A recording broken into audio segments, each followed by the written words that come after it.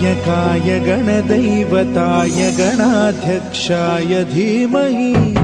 गुणशरीराय गुणमण्डिताय गुणेशानाय धीमहि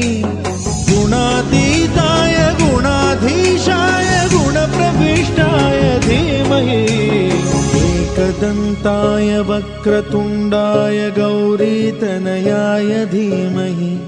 गजेशानाय भालचन्द्राय श्रीगणेशाय धीमहि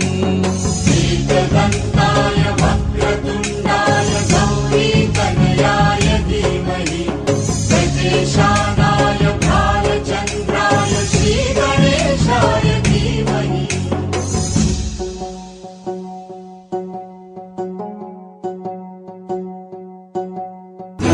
सर्वराजाय गन्धाय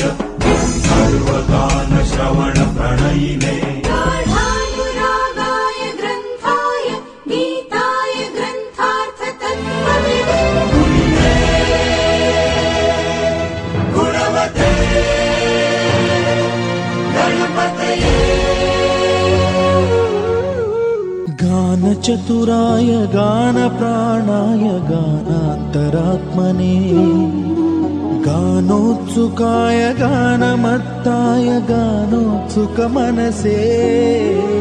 गुरुपूजिताय गुरुदैवताय गुरुकुलस्थायिने गुरुविक्रमाय गुह्यप्रवराय गुरवे गुणगुरवे गुरुदैत्यकलक्षेत्रे गुरुधर्मसदाराध्याय गुरुपुत्र परित्रात्रे गुरुपाखण्डखण्डकाय